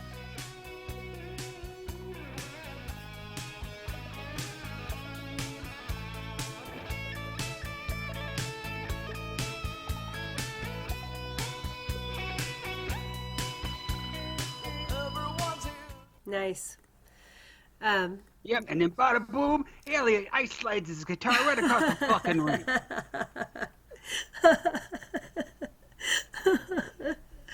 Oh my gosh, don't make me choke to death. Now that you said that, I totally hear that Tiki sound. And Yeah. and listening to it again, there's sort of like a water dripping sound in the back, kind of a cave sort of water drip sound that's totally cool. Yeah. Yeah, I like it a lot. So on Jackie, on the Heartbeat City early version, I listened through it, and there's not a whole lot of difference. I didn't. It's just, but it's still, obviously not polished and so forth. Any initial impressions on that one? Well, the only thing that I really noted that I thought was kind of different at the very beginning, those drums, didn't that sound like Yes. like Panorama? Yeah. Yeah, I was like, hey, I thought all of a sudden I was like grabbing the CD case going, I didn't think there was a Panorama demo on here, or, Up and Down or whatever, Give Me Some Slack, whichever one has that beginning drum. I couldn't, but I was confused for a second there. So I did notice that. But yeah, I didn't feel like there was a huge difference in them, so I didn't really write much down for that. On Breakaway, which, I said before was on it was a B-side. Yeah. And I got that 45 because people at the time of Frozen Fire Days were talking about it, so I got it on eBay. Nice. And my brother has a turntable. He's a vinyl guy, and so I was able to record it and whatever. But this was Breakaway was like a heated debate on what the lyrics were, because you couldn't go on the internet and find lyric Right. sites or anything at that point in time. And on the "Oh Black Rider Feel So Right," Okay. so people are like, I don't know, I can't tell what he's saying and blah blah blah. And I remember I suggested, I think he's saying, "Oh my bladder feels so tight." David. No response. No response. Like, oh, okay. Well, hey, Rick had to go. I don't know. Oh my gosh, that is so funny, and totally, I am not surprised at all that you would suggest something like that. That you would, and I believe 100% that that's what you actually heard in your ears when you were Oh, yeah. listening to it. Yeah. Oh But my it was gosh. very cool when Rick's lyrics and prose came out. That was the first song I went to go look at. Oh was yeah, Breakaway, yeah, to find out what it was, what the lyrics were. because And people were up in arms and couldn't decide on what it was. And why would it be? And I remember somebody saying it's "Oh Black Rider feels so right," and like, well, that doesn't make any sense. Well, when the hell does Rick ever make sense? exactly, exactly. Come on, man. I can't remember the different things people thought it was, but Yeah, that's that. that's funny. Yeah, and then what else was on there? Anything else? Tonight She Comes. Well, yeah. They list that, which seems like it has a more bass in it, but it's not remastered. Is it not? I didn't. Like I Well, said. hold it. It is remastered Is it because remastered? it was on the best of that was put out last year. Oh, okay. So it is remastered. Okay. So it sounds, I don't know if they remastered the remaster. It just seems like it has more bass to it. Huh? Yeah, maybe. It's not as bright Hmm. as I remember it being. Okay. So who knows? Yeah, Yeah. they might have fiddled with it a little bit. Yeah, that's really Now, interesting. Two interesting things from the liner notes. Okay. One, the line "You kept it going till the sun went down," Yeah. You might think, Yeah. was originally in Magic. And Oh. Mutt Lange suggested he put it in You Might Think. Well, good job, Matt. Yeah, and well, I guess we should say that the whereas Shake It Up is David Robinson, Heartbeat City is Rick Ocasek. Yes. Interview with him. Yes, in And the now, liner notes. here's the biggie that I got from this. There's always been the heated debate on whether or not David Robinson played drums on this album. Okay. There was this whole big spiel and about how he just had to type stuff into computers and you never got to play drums and blah blah blah. Yes. And it says in there, and I quote, Okay. "And David isn't actually playing drums on Heartbeat City. See? He did play the parts and sampled them with Mutt." So for you people who might not understand what he's saying there, yeah, David did play all the drum parts. He played this and that and the cymbal and blah blah blah and da da da, and they sampled it, put it into a computer, and then worked with Mutt Lange to say, okay, this little fill here, it goes here. This little part here goes here. This is how we put it together. So it's kind of like doing a Photoshop picture, having all these individual parts and putting together in layers, except with music that he's pre-recorded already. But to me, that's not the same. It isn't the same as sitting in the studio and saying, okay, we're going to lay down the drums for Magic. Right. He didn't sit in there and do the whole song. Yeah, he didn't play had the song. all these different fills and stuff like that he previously recorded and said, okay, we're going to use start out with number 3 here, and now let's put in 17 here and that and so forth. So it's kind of it's one of those on the fence kind of things. You could see where did David Robinson play drums on this album? Yeah, he did. He played all the drum parts. But also, He put he put didn't. it together. He put it together. Yeah.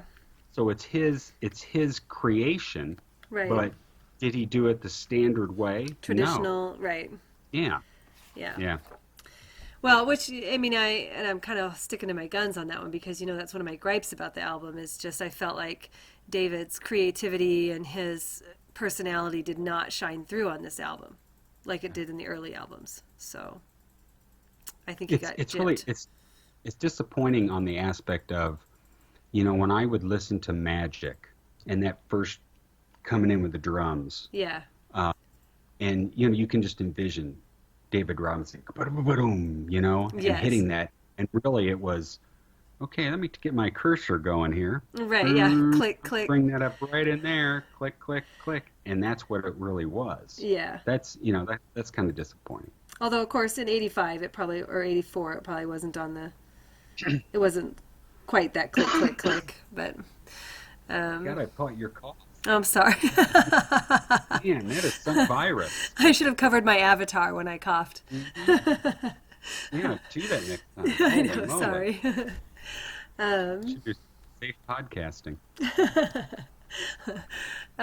So yeah, that's interesting. I have not read through these entire liner notes. I didn't have time, but I'm looking forward to it.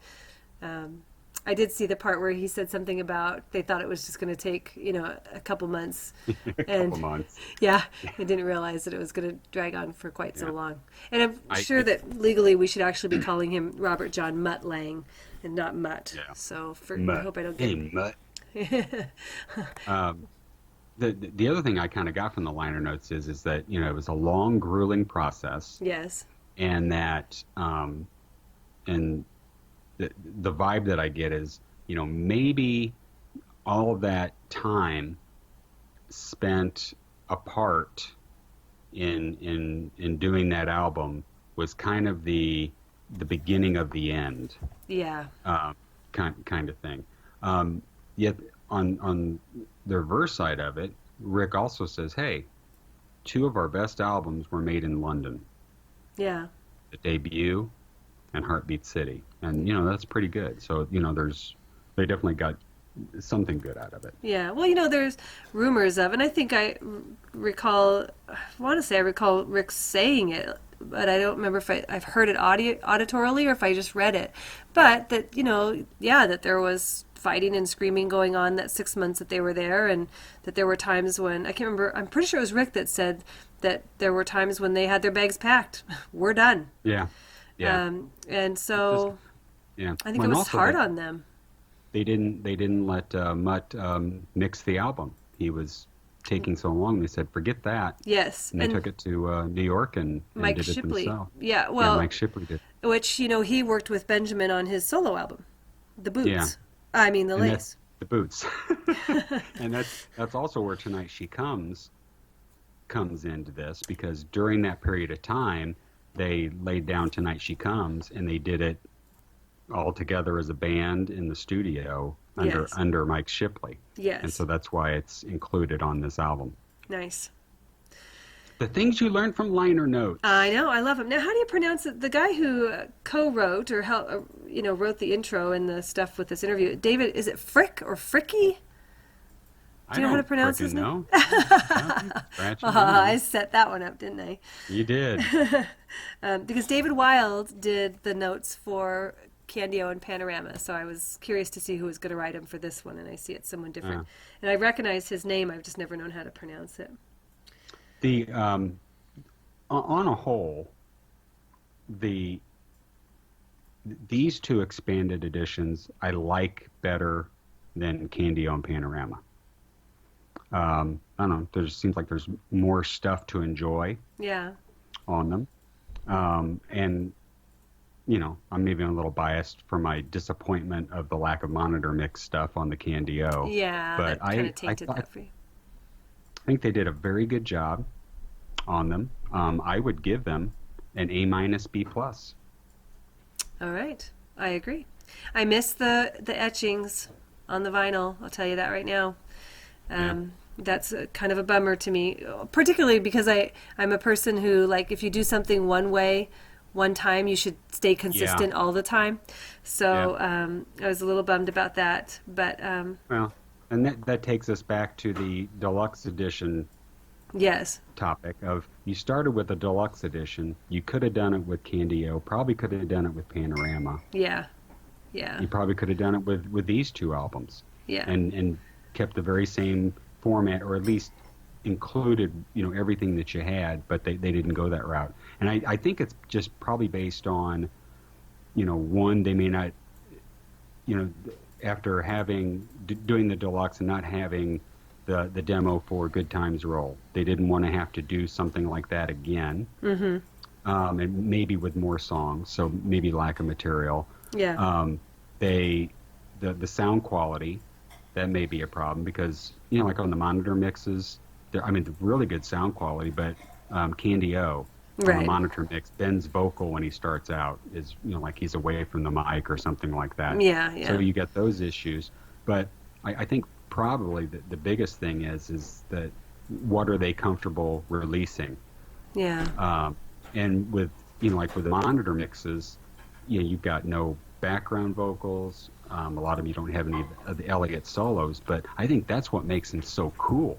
Yeah. Because it's like a different song. It's like I was talking about this with my wife, how when you've got left speaker, right speaker kind of stuff, and how albums were put together that way. And if you turn the dial all the way over to the left, you just got the rhythm guitar, and that was it. How cool that was. Yes. You know? Yes. And, you know, Shake It Up was that way. If you did it with, especially with the song Shake It Up, you could just turn the dial and you wouldn't hear any of Elliot's solo stuff, or you could turn it the other way and just hear Elliot's solo stuff and barely hear the rhythm guitar part. I mean, it makes it a whole new song. Yeah. And that's what's so incredibly cool about these demos. It's getting it a different way. Yeah, I agree. And you know, I was thinking about that today myself. As far as I wonder if Rick doesn't, because of course I put so much on Rick's shoulders. I mean, and rightfully so. I think, but you know, does he not realize that? Like, I wonder if he listens to stuff and goes, "Oh, nobody wants to hear that." Yeah. And then there are those of us out here going, "If you sneezed into the mic, we want to hear it." Yeah. You know, Yeah. give me every iota. I mean, I wonder if he's got to know that there's some obsessed people out there, but I wonder if for the most part he just thinks no one's going to want to hear this. This is garbage. Yeah, we do. Oh, we do. Oh, we do. Yeah. One other thing I wanted to say about this that I thought was interesting, because I skimmed the liner notes, but so I haven't read them in depth. But with Rick's interview, where he gives both the feeling of frustration with Robert John Mutt Lange, and as well as respect and appreciation for what he did do. You know, there's both, because the one quote that stood out to me was when he said, "With Mutt, everything was very constructed. The Cars are pretty adept musicians. It wouldn't take Elliot 3 days to do a guitar track, but he would sit there for days and do the same parts over and over with Mutt looking for God knows what. The same thing with bass. Mutt would spend 2 days tuning the bass." And, you know, so he kind of goes on like that. But then there's other parts where he says, you know, Mutt did this, Mutt did that. And I thought that was cool. Or like you said, the changing of the lyrics and things like that. Yes. So it's interesting. You feel both of them in Rick's interview, and I love that honesty. I love that there's that openness in it. Yeah. So All right. yeah, I'm happy. I'm thrilled with these. I agree with your grading scale. I'd give them an A. Well, you said Hey. A minus, B+. I can do it. I'm a teacher. Look at you. Okay. So let's go on to the Midnight Scroll. Got a couple emails, Donna. A couple Alrighty. surprising emails for you. I think you're going to be surprised at both of them. Okay. So, you know, again, am I going to be able? Should I mute my mic so I'm not? Am I going to be laughing so hard that I'm going to cough up a lung? These are serious emails. I know I don't dare ask you anymore if Why they're do- real. Exactly. All right. You want the Midnight Scroll music? Hell yeah, I want the Midnight Scroll music. Okay, here we go. Take me apart 'cause I'm out of control. Send me a letter on a midnight scroll. All right, let's hear it. Okay, my first email. It finally came, Donna. The email finally came. You know what email I'm talking about? Are you talking about Rock Hall? Yes, Are you serious? I am totally serious. And, drum roll please, it's the same rejection email that Oh, dang you it! got, word for word. Dang it! It's from our friend, Erica? Erica Berg. All right. Erica Berg. And I decided I'm going to write back to Erica. Are you So I really? did. Yeah, I wrote back to Erica. So I wanted to read that part. Okay. Well, just to give people a rundown, it says, blah, blah, thank you for your interest, blah, blah, blah. Unfortunately, blah, blah, blah. And here, go to this link for the press room of the Rock and Roll Hall, da, da, da, da. All right. So all that's right. for part. And I wrote back, to say we're shocked is an understatement. Oh, Dave. Were the people making the decision aware that Night Spots, the Cars podcast, is the #1 longest running podcast about the cars in the world? Oh, no. Were they aware that at least 5 people wear our Night Thoughts, the Cars podcast shirts on a weekly basis? Surely they've listened and heard that we're good friends with El Bon Douche, pronounced Douche, it's French, who served the Cars breakfast at the Pancake Palace in 1979. He has connections, man. Dave. I'm serious. I'm also sure they are aware that our longtime listener, Rico from Staten Island, was present at the famous concert at Woolman Rink in Central Park. This is the same concert where the band played an entire performance wearing the blades. No. Dave Robinson played his drums attached to a Zamboni, and Rick Ocasek did his famous spastic Ocasek move, which ended in a triple axel. Dorothy Hamill's Hamel Camel was put to shame that night. We're just mystified because many of our fans are psychics who channel the late Benjamin Orr, and they had assured us that, in fact, they had foreseen our acceptance for press credentials. Well, it just goes to show you can't trust a rock and roll psychic. Anyway, no hard feelings, Erica Berg. We understand that you're just the messenger. We would like to invite you, your superiors, and the entire voting body of the Rock and Roll Hall of Fame and Museum to listen to Night Thoughts, the Cars podcast. And I give her the link. And then in parentheses I put, we're pretty sure that Roy Thomas Baker listens when he can't sleep. Yeah, we have soothing voices from what I understand. Let the good times roll. Dave, Mr. Steelwool, Donna, Miss Sunshine and Rainbows, co-hosts of Night Thoughts, the Cars podcast, the #1 longest running podcast about the cars in the world. There you go. Think I got a response from that? No. Did you? Okay, wait. You literally sent that to her? I literally sent that to her, yeah. Dave, that's She probably awesome. thought, what a crackpot. Oh my gosh, she read it in the break room to everybody that was in there. I'm sure she did. And maybe people are listening to us now. Who knows? Oh my gosh. All right. Okay, I love that you wrote that response. That is awesome. All right, so our next and last email is from our old buddy El Glenn. El Glenn Douche. Boy. All right. Hang on. Can I just say, I'm disappointed. I mean, I wasn't getting my hopes up too high, but I was a little bit like, we hadn't heard yet, so there was a chance. That's a bummer. Yeah. That's a bummer. All right. What a bummer. I know. Okay, go ahead. Let's hear what El Glenn has to say. El Glenn at pancakepalace.com. Oh, boy.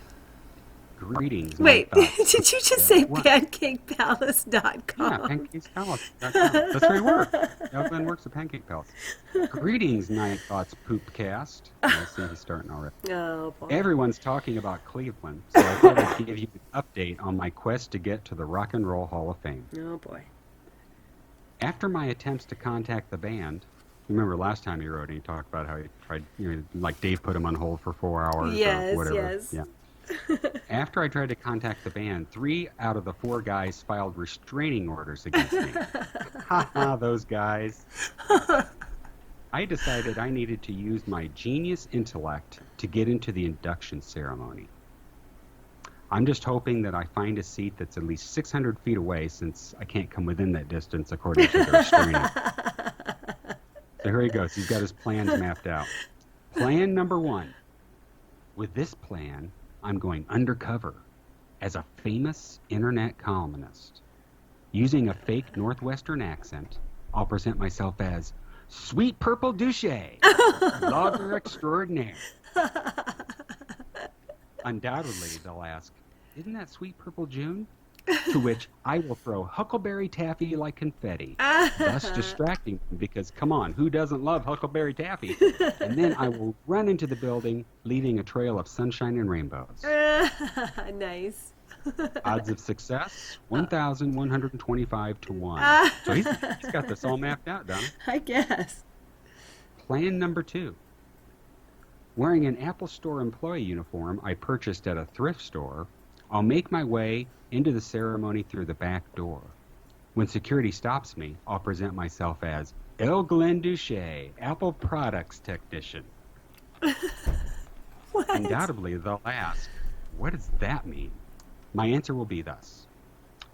I set up and maintain Mr. Okasek's iPad for lyrical recollection, and Mr. Hawk's Apple Watch. It uses sophisticated GPS tracking and haptics to warn him before he can wander into Mr. Robinson's drum kit, or in severe case, fall off the stage. Odds of success, 275 to 1. 275 to 1? 275 to 1. Oh, man. Better odds than 1,000 and something. Yeah.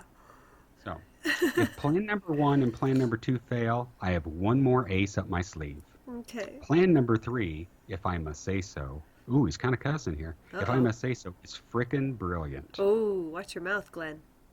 El Glenn. El Glenn. What's Mommy going to say about that? I'll show up at the ceremony dressed as Gandalf the Grey or white, depending on the weather. If it's raining, I don't wear white. Wet, white clothes are body exposers, and I don't like having to explain my third nipple. Oh my gosh. Wow. I know what you're thinking, Donna. Oh, he's calling you out, Donna. I know what you're thinking, Donna. You're thinking, oh, please, tell me more. Well, as you wish. Oh no. It's rather large Oh, and in the middle of my back. gross. Oh my gosh. Don't pity me. I find it quite useful. Mommy refers to it as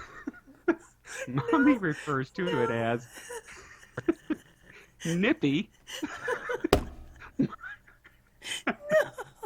Nippy, my helpful parasitic twin. No.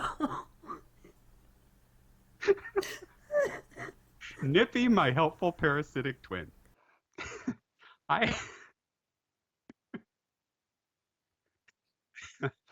hang my towel on it when I'm getting ready to shower.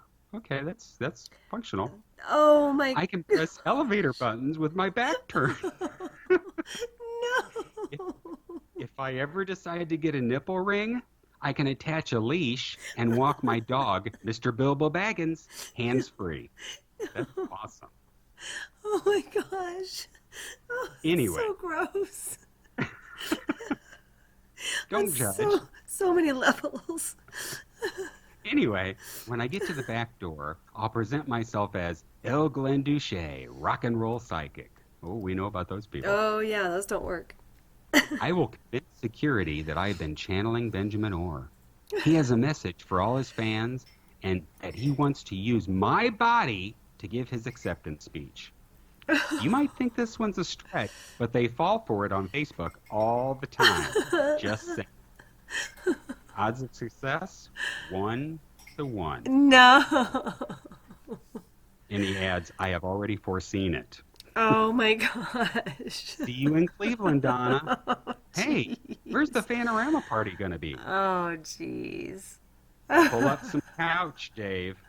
Ha, ha, ha. Signed El Glenn Douche. P.S. It's Douche. It's French. You like though, huh? I appreciate it. Oh my gosh. A leash. I like how I named this dog. Mr. Bilbo Baggins. Nippy.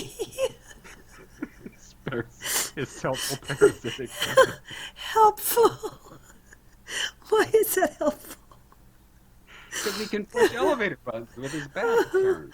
Oh my gosh. Oh, El Glenn. Thank you for writing again once again. Oh And my there's always gosh. a reason for people being bitter. You know? Oh wow. We have to understand El Glenn. Why is he bitter? Why is he a Cars Fanorama Power person? Well. Third nipple. Probably been taunted his whole life. Think about gym class. Oh What do my you- gosh. You know, going to the pool in the summertime, you gotta pass the swim tests. Nightmare. He's got to wear like a bikini thing with one boob and put it on his back. Or he wears a backpack in the pool, one of the two. The monokini. Put the Band-Aid over it. Oh my Yo, isn't gosh. that thing ever going to heal, douche? Yeah, hey, if you can push elevator buttons, he's not putting a Band-Aid on that thing, okay? Let me tell you. He's putting a boxing glove on it.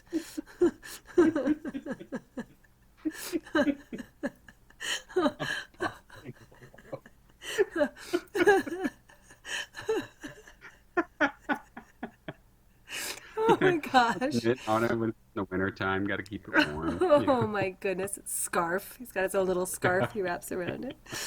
Ugh, El Glenn. poor There you El go. Glenn. Yeah. Wow. Well, yeah.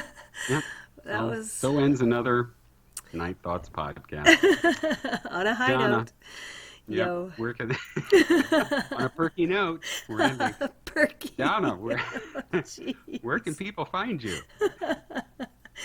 Well, everybody but Glenn, L. Glenn, please find me on Twitter at Sweet Purple June.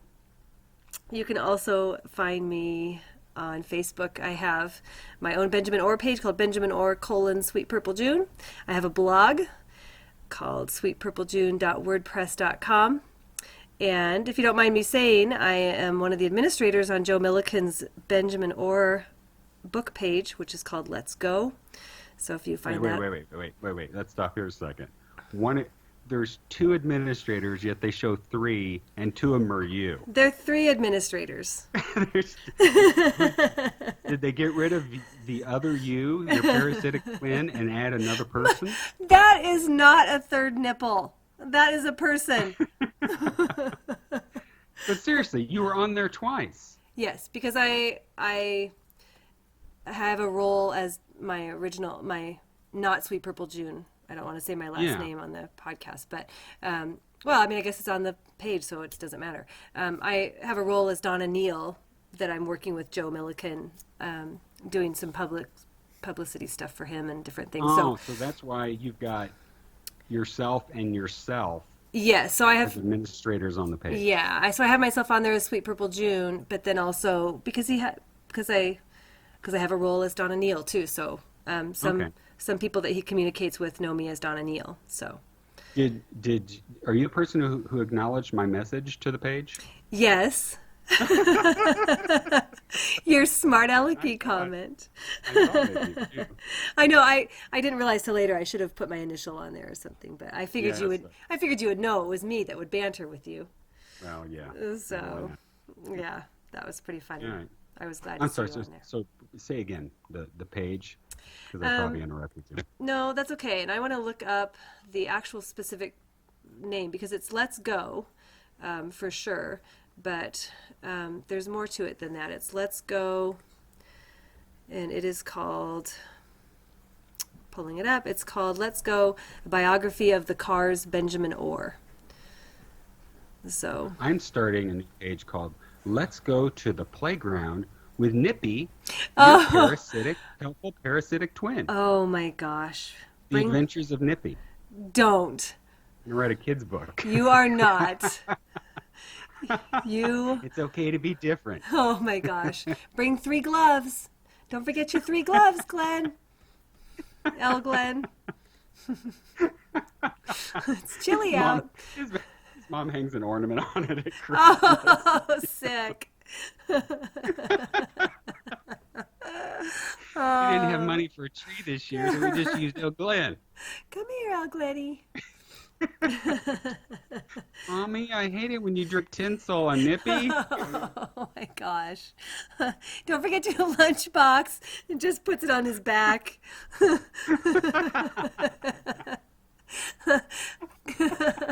Jeez. El Glenn, don't forget your coat. It's chilly outside. I just hang it on Nippy. Hold hands with your sister. I can't. She's holding Nippy. Walking to the bus stop together. They didn't hold hands. She hung on to his handle. So that's how you get his attention. You press it like a doorbell. Yeah. Bing bong. Bing bong, El Glenn. Bing bong. Go. Oh my gosh, and when the bullies used to hang him from the locker, up on the locker, it wasn't from his shirt. No. It was the other way around. They used to hang the locker from El Glenn. They used to hang the other nerds off of El Glenn's back. That's how he knew he wasn't the worst nerd at school. That's right. He's like, who's hanging on me? Those guys. Damn it. Oh my gosh. Oh, wow. So back to where you can find me. You can find me yes, on Twitter. Where can we find you? At @night_spots. There you go. All right. And also the Fanorama page. And the Fanorama. What? Fanorama? You mean the Night Thoughts podcast page? Yes, I can't believe I keep calling it that still. It's been months since we changed it. Wow. I know. Yes, our Night Thoughts group. So find us there. So we don't know with the Rock Hall coming up when our next podcast is coming, but it will be coming. Yep, stay That is for tuned. sure. Yep. Stay tuned. All right. So, Donna, take us out of here. All right. Bye, everybody. Thanks.